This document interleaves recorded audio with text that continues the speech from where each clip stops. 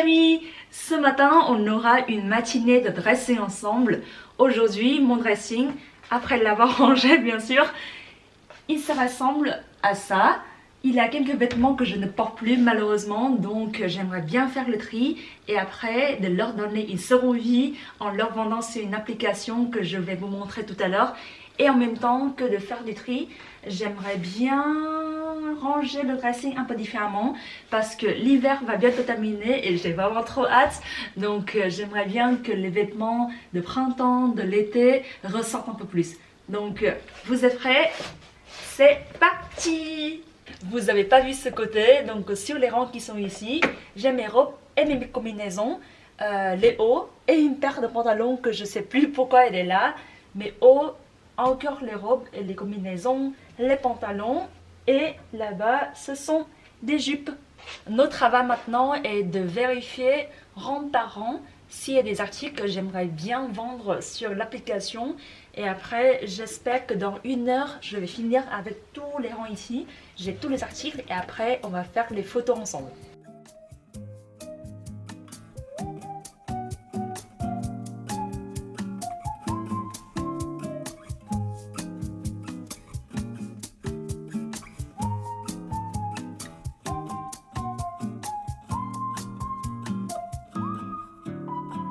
Je pense qu'on est prêt.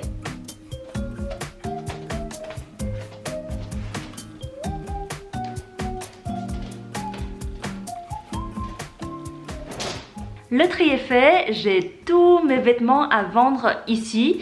L'objectif maintenant c'est de les prendre tous en photo. Pour chacun des articles, j'aimerais bien prendre au moins 3 ou 4 photos. Une photo de loin, une photo de plus près et une photo avec la texture. Comme ça, tous ceux qui veulent acheter l'article peuvent avoir l'ensemble des informations avant l'achat.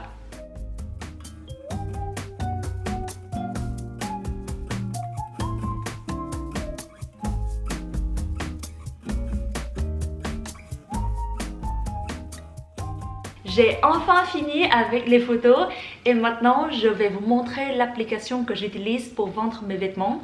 Donc l'application s'appelle Vinted et il est vraiment très simple de l'utiliser. Si tu es un vendeur, tout ce que tu dois faire c'est d'ajouter les photos de tes articles. Après d'indiquer les informations nécessaires pour les acheteurs, y compris la taille de l'article, la matière, est-ce qu'il a des défauts. Après tu vas indiquer un prix et publier tes annonces. S'il y a quelqu'un qui est intéressé par un de tes articles, il peut t'envoyer un petit message, vous pouvez échanger et après si vous êtes d'accord sur le prix, l'acheteur peut payer le prix de l'article.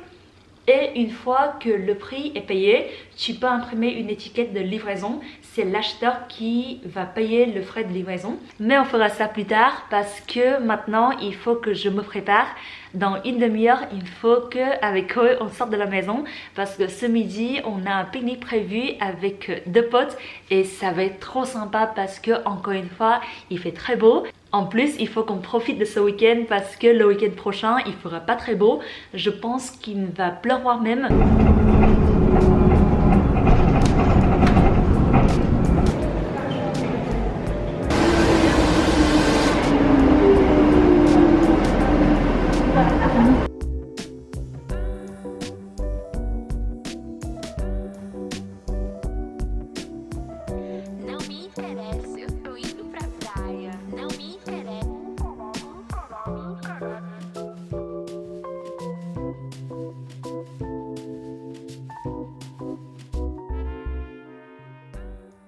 Avec Chloé, on est en train de réfléchir si on va prendre cette girafe pour notre salle à manger. On a un peu peur que ça soit rouillé quoi. Non, ça, regardez comme il faut, c'est peint partout. Elle est en bon état. Ouais. Regardez, les pieds n'ont jamais peiné, voilà. On va aller prendre notre girafe. Regarde Chloé avec son petit enfant, c'est trop mignon.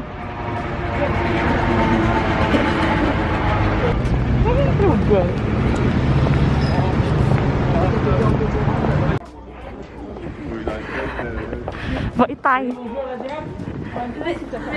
Passage obligé chez Scoop Me a Cookie. Aujourd'hui, c'est la première fois pour eux 3. Une vitre nous sépare avec tous ces bons cookies. Les cookies de matcha, les cookies de orange Avec confit chocolat confit. avec des noix de pécan.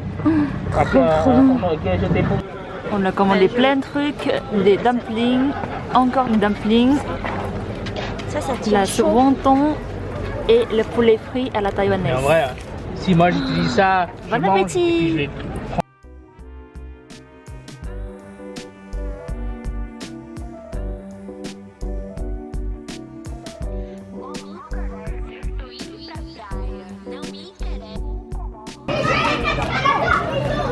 Trois. J'ai plus de sous parce que c'est eux qui m'ont tous piqué. Regarde. Oh là là là là. Oh là là. J'ai perdu toutes mes pièces encore une fois. Bon, il me reste une pièce. Allez, 6. Je vais jamais gagner ce jeu. Ah, c'est bon, et ça s'appelle gluten. Gluten la girafe. Pas mal. Grand comme ça, des objets déco grands, c'est pas. Pour le dîner, je vais préparer les coquilles Saint-Jacques grillées avec une petite sauce pimentée. Ce sont des coquilles qu'on a achetées hier à notre marché local. Maintenant, je vais les saler, poivrer. On va les mettre dans le four pendant quelques petites minutes. Et après, en même temps, je vais préparer la sauce pimentée. On va mettre une petite sauce dessus, remettre dans le four et ça sera prêt.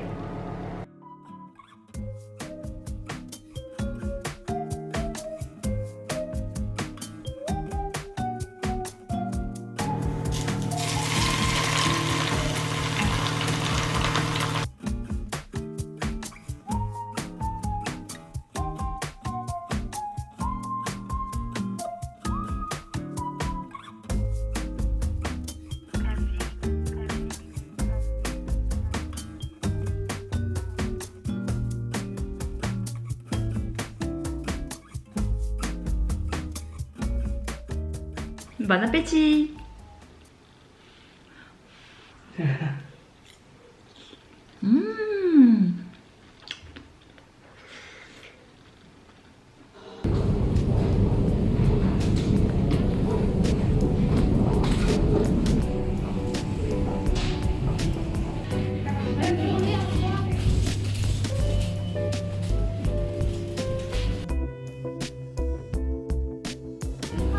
Oui, ce sera tout. Parfait, merci beaucoup. Merci, au revoir. Je suis censée d'être en intermittent fasting aujourd'hui, mais la tentation est trop forte.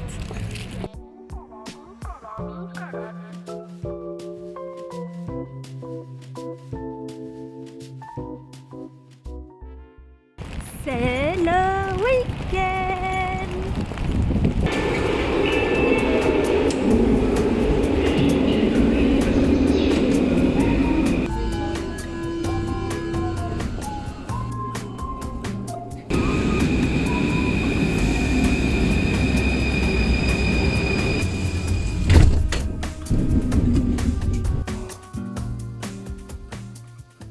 Il est maintenant 1h du mat et je suis loin d'être finie avec le montage de mon nouveau vlog.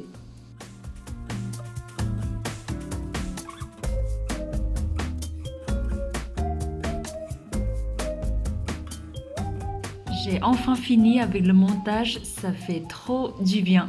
Il me reste tout simplement la miniature de la vidéo à faire et je peux enfin dormir. Mini Q&A. Comme promis, avant de terminer ce vlog, je vais répondre à quelques questions que vous m'avez posées sur Insta. La première question que j'ai reçue, c'est que fais-tu maintenant en France et quelle est l'ambiance à ton travail? Je suis actuellement Product Manager / Product Owner dans une startup française à Paris.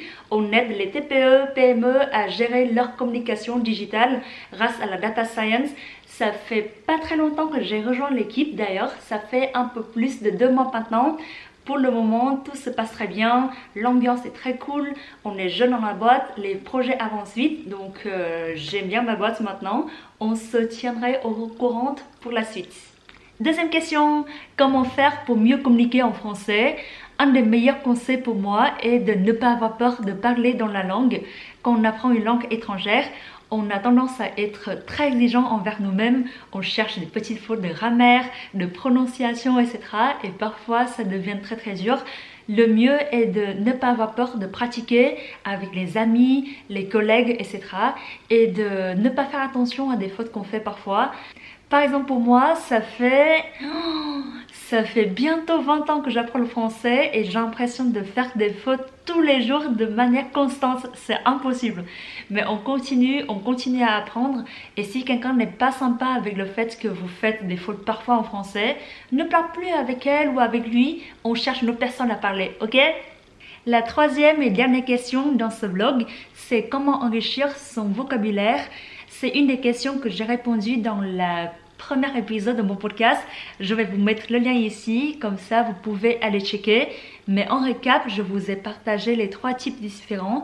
Le premier type est d'utiliser les post-it et relier ces post-it avec les objets, avec les images, etc. Comme ça, votre cerveau peut retenir beaucoup mieux. Par exemple, vous pouvez utiliser votre salon et mettre les post-it un peu partout, sur le canapé, sur la table basse, sur le tapis, sur le fauteuil, sur les coussins, etc. Et comme ça, à chaque fois que vous voyez ces objets ou bien vous les utilisez, vous allez retenir tout de suite les mots. Le deuxième type que j'ai mentionné dans cet épisode est de mettre quelques mots nouveaux sur votre fond de téléphone. Comme ça, à chaque fois que vous allumez votre téléphone, par exemple comme moi, j'utilise beaucoup mon téléphone dans la journée, vous allez voir tout de suite les mots qui apparaissent sur votre fond d'écran. Et le troisième type que je vous ai partagé est de relier les mots ou bien les phrases avec un contexte défini. Par exemple, vous pouvez écouter à une chanson française ou bien à un podcast que vous aimez bien et qui est à votre niveau aussi. Et après, au fur et à mesure, vous pouvez noter les mots, noter les phrases que vous ne connaissez pas. Et au fur et à mesure, vous pouvez apprendre beaucoup plus vite. Voilà. Merci beaucoup d'avoir regardé cette vidéo et à bientôt dans le prochain vlog. Salut!